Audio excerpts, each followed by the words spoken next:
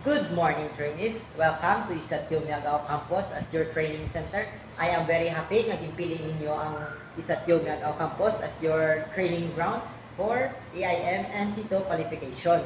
So before that, Kogali, si Jay Tamisis, ang inyong accredited trainer for EIM and CITO.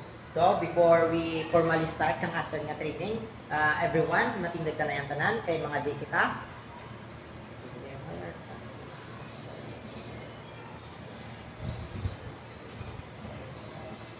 So everyone is visited. Ma-check ako na kang inyong attendance. Please say present kung di ka kamutilan. So, Ismaya, Present. Zabalino, Present. San Pedro, Present. Pedro. Present. So, mayad kay di ang tanan, present kit no? Sa atin nga training. So, may I request anyone kung sino pa dyan nakatanda kung ano atin nga di pang discuss kan di ganyan daw. Okay, yes, Mr. Ismaya. Thank you so much, Mr. Ismaya. So, go to you ang tanan ho. So, ano dyan, rakamahaw. So, today lanay natin dag kita tanan. Kay today, we will have our energizer to be energized for today's training. So, okay, Mr. Zabalino, please come in front para mag-get ang ating energizer. I'm pretty sure that ang tanan na energized no kag-grade sa aton nga training tinan. So for our new trainees, Mr. Pedro and San Pedro, pili ka remain na kamo danay didya sa aton nga learning contextual area because I will bring your old classmates to learning resource area. So may I request Mr. Zabalino and Ismaya, could you come with me to the learning resource area? Let's go. Good morning, trainees. I am Jade Tamisis, your trainer in EIM and C2 qualification. Again, thank you so much that you choose Isatyo Miagao Campus as your training center. I will assure at the end of the training, you will able to learn all the competencies in qualification and you will be competent in the National Competencies Assessment. What you have to do is to attend your training regularly and do the tasks required in this qualification. So before to start our orientation, do you remember yesterday's we conducted TNA or training need analysis? I gave to you the questionnaire for trainees that about the characteristic, data gathering instrument, and self-assessment checklist. And I have observed that halos tanan mga ninyo is kinesthetic and visual. So based on your self-assessment checklist, you are now competent, no? Ready rin ka mo. Kay na-master ninyo rin ang lesson number 1, kag lesson number 2 natin. So that's why we will proceed to lesson number 3. So now, please visit it and pay attention here at front. So we will now start our orientation. I will present to you ang ating mission, vision, kag goal. So vision is at your University College of Arts and Science. Innovation serves as the center of excellence in arts and science education. So amo dyan nga vision. Next, vision natin is the university is committed to provide the quality and relevant advanced education, high technological, professional instruction and training in arts, science, education, architecture, engineering, agriculture, forestry, and other fields of study, thereby producing a locally oriented, promote research and develop programs to advance science and technology and undertake sustainable extension and production activity. So, amo dyan attention. Next is our goal. May institutional goal kita to provide a nurturing environment where academic freedoms is guaranteed to the respected for the optimum development of the human potential. Next is to produce the highly competitive and eco-friendly graduates who will become the leader and experts in their fields of specialization. Next is to conduct the research towards the advancement of science and technology. Next target is to provide extension and production activities for the improvement of the quality of life in the community. Second to the last is to provide effective and efficient delivery of services through the response of management of human, physical, financial, and information resources.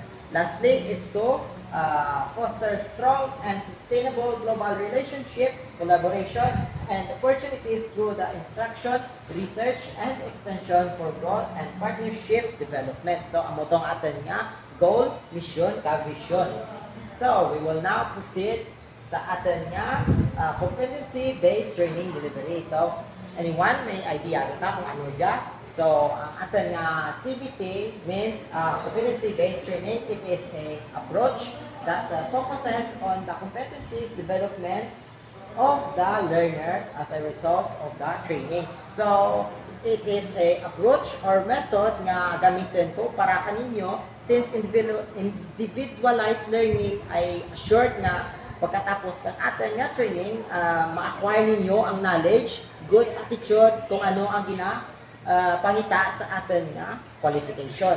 So, next, comparative analysis between traditional education and CBT. So, traditional, our training is based only on textbook, instructional materials without using technology, ang murang natin nga, traditional education. While ang CBT raman na is, our training will based on the TR, ang murang training regulation, nga nakasulatan, which is created module with use of technology. So, amo to ang kinalain kang traditional and education and CBT. So, for further more explanation, hindi ka kita ang comparison ng ating traditional education at CBT. First is, sa piyang table is, most students enter at about the same time. So, it means if you enroll at the same month, you will graduate at the same time. Like for example, during our elementary and secondary, we enroll from the month of June and we will graduate in March. So, while sa other hand kung sa CBT naman trainees enter various times throughout the year. So, it means this is throughout the year, anytime as can enroll, anytime man nga matapos kita. So, if you are fast learner, early makatapos ka man sa year na radically sa inyong kapasidad. So next, the traditional naman characteristics is students all cover the same materials, while sa may CBT naman different trainings may be training for different occupation within that. So ang buot silingan sa may tiyak is, it means a teacher will give you the same materials, like for example, matudlo kami kang inyong installation, building wiring.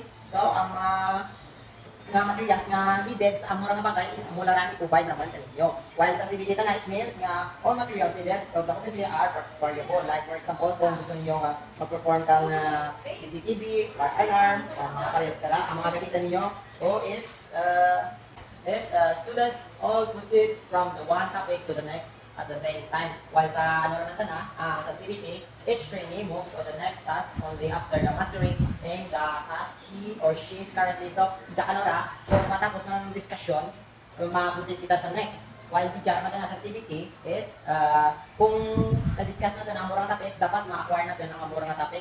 Hindi kita ka-proceed sa next kung hindi mo maman or ma-master ang murang topic. So, next is the instructor controls the learning pace. While sa tiyak naman each trainee progress at his or her own pace. So, while sa traditional talaga, more focuses kita sa kung ano ang gusto kang trainer, kung ano ang saan kita perform, saan kita kamit, while diyan naman sa may CBT is ang pina-prioritize natin is ang mga learner na saan ang ginapaayunan natin, kung kinalanda kang more time nga para mag-practice, to prepare para mag-perform kang assessment, dito po natin ang mga time. So, lastly is all students are usually tested at once. While sa may tiyak na each training is tested when ready to demonstrate the mastery. So, sa traditional learning, sa traditional approach, pagkatapos ng discussion, tapos ng training, i-test natin ang estudyante kung may naman ang sanda o kung wala. While sa may CBT naman ang mga training, tinatest natin kung ready rin man wala or na-acquire ng dao, ginatuduan ng kananda. Tapos, ginatuduan ng data time sa dao kung mag-prepare sa dao kung ready rin sa dao or hindi pa. So, ang ito nga na comparison between the traditional and CBT approach. Next.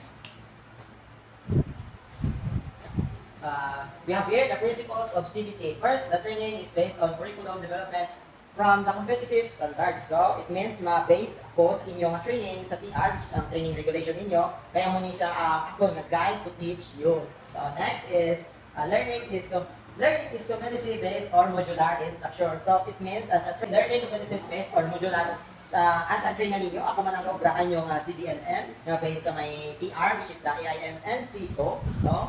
Hindi ka kaproceed sa isa man kabagay kung hindi mo mapasaran ang una. So next is training delivery is individualized and self-paced. So So, ginatuduan ko kamo isa-isa kada depende sa inyo nga capacity kung saan ninyo matapos or ma-finish ang competence kung fast learner pala kamo or slow learner. Next is bali sa number 3 ka alalayan naman dito mo dyan depende ka ninyo kung sa kapasidad ninyo ganyan kung fast learner kamo or slow learner. Next is the training is based on work that must be performed. So, it means I am teaching you based on the industry standards. So, kung anong ginawakal-wakal natin dyan, ma-apply ninyo, pag magamit ninyo, hindi man exactly nga among gitra ang matupan ninyo, pero rapid-rapid na balaw, at least may foundation of learnings ka mo para i-apply kung sa industry rin ka mo. So, next, training materials are directly related to the competency standards and curriculum. So, kung natandaan ninyo sa principle number 1 ninyo, kung ang atin nga kasi is ma-based sa may TR, nga nakakasiman sa atin nga EIM and C2. Next is the assessment of learners is based in collection of evidence of work performance based on industry or organizational required standards. So, example, may mga written test, may mga written works, may mga test kita nga ginahimo.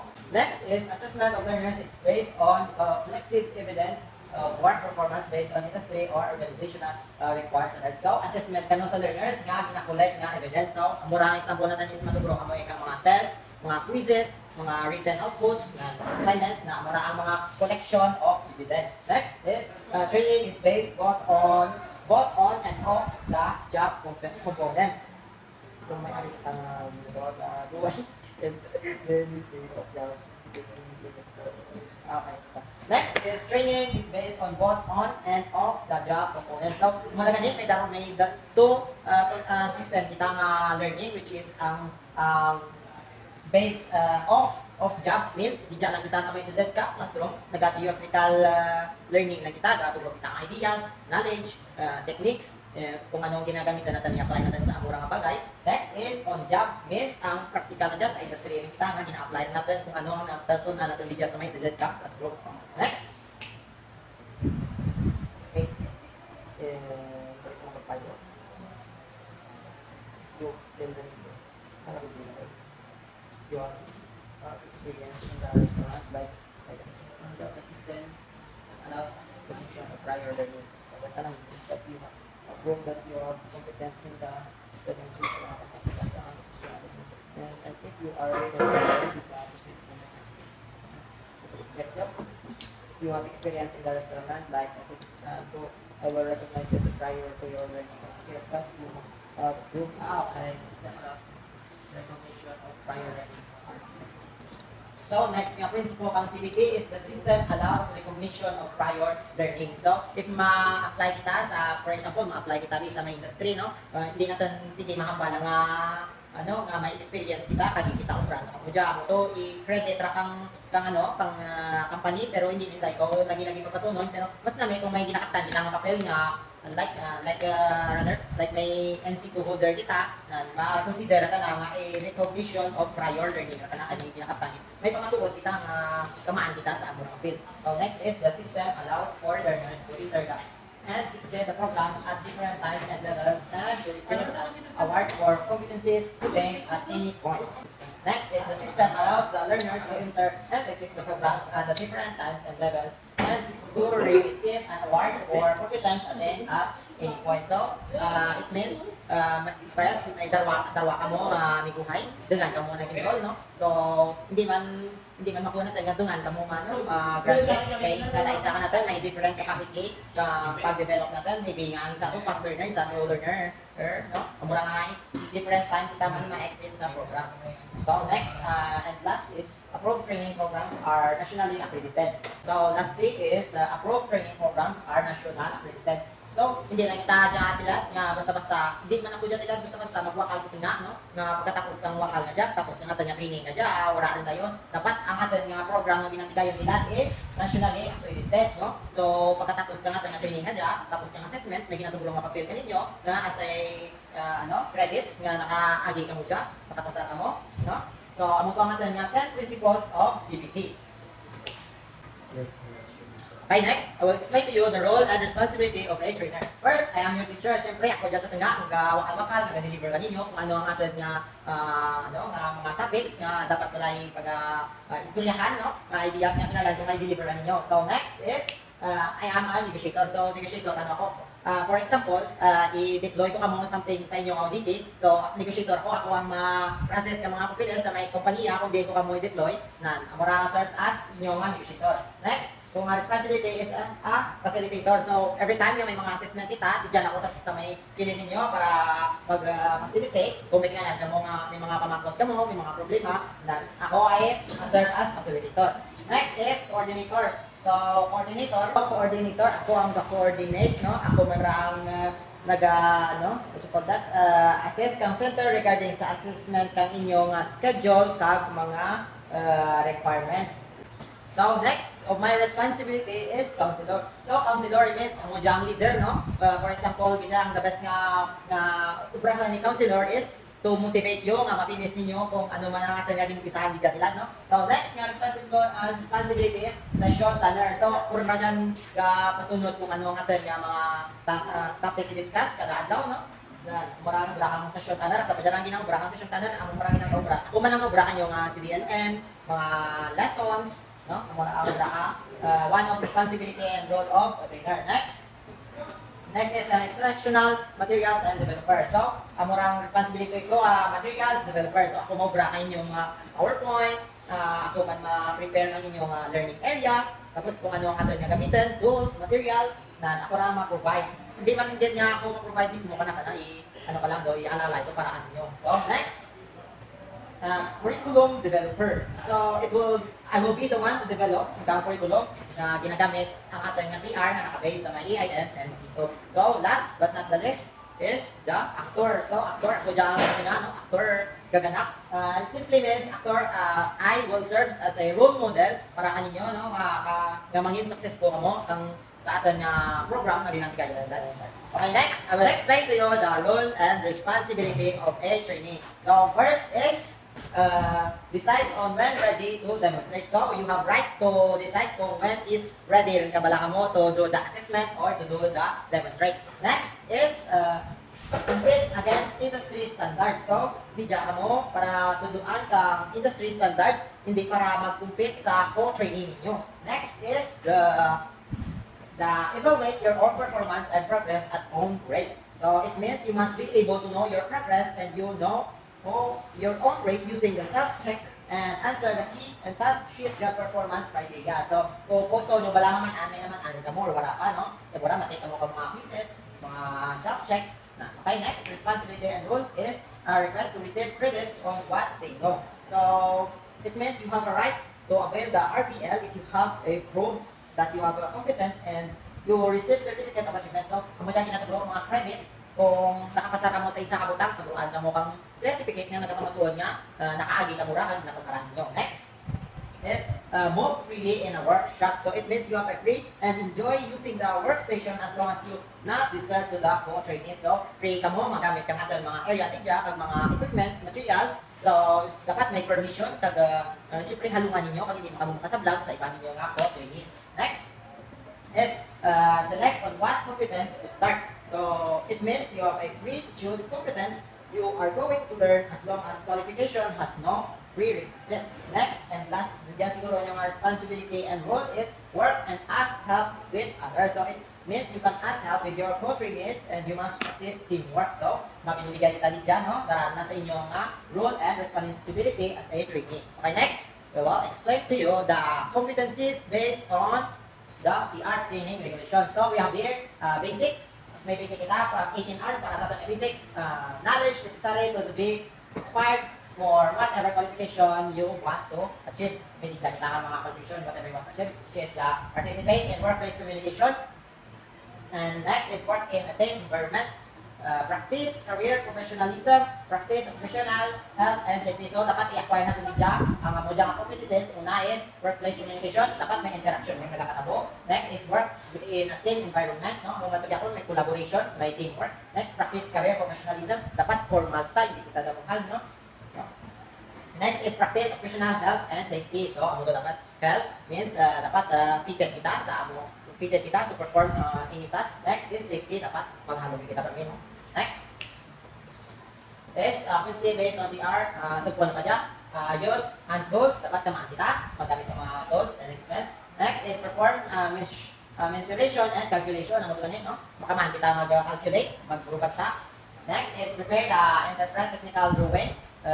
For example, andyan makuha natin nga drawing kita, andyan na ang written natin, mga diagrams, schematic, time diagram, and other kinds of diagram. Next is apply quality standards. No? Ang quality standards natin, may ginapasihan kita dyan. Next is terminate and connect electrical wiring and electronic circuits. So, tanan dyan, ma-acquire din natin ng competencies ka dyan, pagkatapos kang atin nga program. Next. Next, we have here our core competencies. We have 115 hours for our core competencies specific to the certain qualification. First, talakayan natin is perform roughing in activities, wiring, and cabling works for single-phase distribution, power, lighting, and auxiliary system. Next is install electrical protective devices for distribution, power, lighting, auxiliary, lighting protection, and ground system. And lastly, last of our competencies is install wiring devices of floor and wall mounted outlets, lightings, fixtures, switches, and auxiliary outlets. So, ang natin nga, tatlo malangatan nga core competencies, no? So, we have 150 hours nga tapos na. Next is, kinakalakan kita kang ginatawag na CBLM. Ang mga yung SBLM, competency-based learning materials, well-designed and carefully developed training materials that give trainees detailed instructions to guide them through the learning process. So sa atin nga CBLM, rakrak dyan ang bilang sa CBLM, may mga reference for the reading kita, competence assessment, procedural checklist, performance criteria, may operational sheet, task sheet, job sheet. Next, may subject answer case ka dyan, may subject, may informational sheet, may learning experience, may learning outcome summary ng kita, may competencies summary, ang orang ginakompose ka atin nga CBLM. Next, before pagkatapos na natin mga nga orientation, no? Ipa-familiarize ko kamo sa atin training, workshop, and station. Una, ang kinakompose dyan, no? Tapos kang atin discussion dyan, idarin ko kamo, i-debut ko kamo sa atin learning and training, workshop, and station. So, ang kinakompose ng atin working shop and station, una, may exit kita, tapos may no cabinet, may medicine, may fire exit, So, pagkatapos ng discussion natin na dyan, i-tour ko mo, no? Para ma-familiarize ninyo ang ating workshop and station. Una, siyempre, may entrance. Next is trainer's resource area. May computer laboratory kita. May distance learning. Nakita din dyan, may quality control. May student support area kita din dyan. May practical work area. May dyan kita institutional assessment area. May learning resource center. May contextual learning area. Tapos, may dyan kita nga fire exit. May kita din dyan. Tapos, di dyan mga tool cabinet. And lastly is ang atin nga medicine, no? For safety and assistant natin kung may mga injuries man nga makakatabo. So, don't worry guys, no? I-tour ko kamo katapos ng atin dyan nga ginawa kalwakan dyan na. Okay, next is explain ko ninyo ang mga evaluation method. First, you will be evaluated by 3 monitoring tools. First is the performance criteria. So, may mga different criteria dito dyan na dapat ang murang i-act ninyo. So, next, may progress chart. May kita dyan kung dyan natin na update if assessment is done. May ang progress chart natin, dyan para makita kung natapos ibala natin ang assessment kara or wala pa. Next is achievement chart na ang dyan self-check and written exams, observation, demonstration, and oral questioning. So, achievement chart natin na di dyan naranakol ang atin yung mga assessment, mga quizzes, may on-the-spot questioning, no? Kung ano lang ginaubra nyo, naintindihan naglara. Okay? Ang mga natin nga, evaluation method. Next. So this will be the end kang atin nga orientation, no? Nga gin-explain ko rin ito tanan-tanan kung ano ang dapat natin kubrahan, ano ang dapat natin i-acquire, or familiarize natin to ang mga learning workshop area natin, no? So, thank you so much for your active listening, no? Para malibot kita, i-tour ko kamo para ma-familiarize ninyo ang ating work station or ang ating workplace area. So, thank you so much guys. Let's go! Different workshop and training station. So, good afternoon trainees. Sa tilan nga adlaw, i-tour ko kamo sa ating working station area. So, una, maselect kita sa ating distance e-learning area. As you can see, may katabo ang ating distance e-learning area. Tapos, diyan sa kilid, makita ninyo man ang ating computer laboratory. sa nilor man kita sa atin nga practical work area.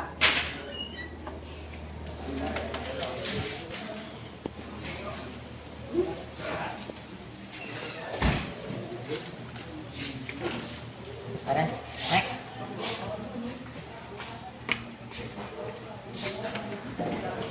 So, okay, next, di German kita sa aton nga tool and materials nga area nga ginagamit sa aton nga assessment.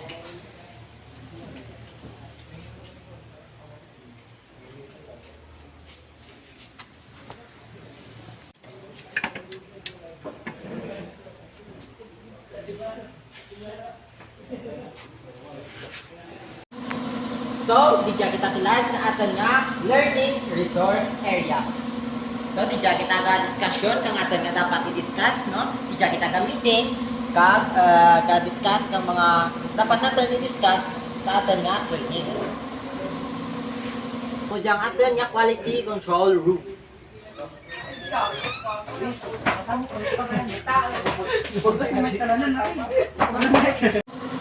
So, di man kita tilad, ito po kamo sa aton nga institutional assessment area.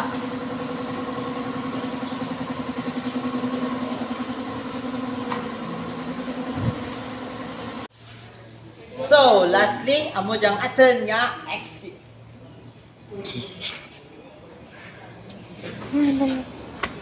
The end. Thank you and God bless.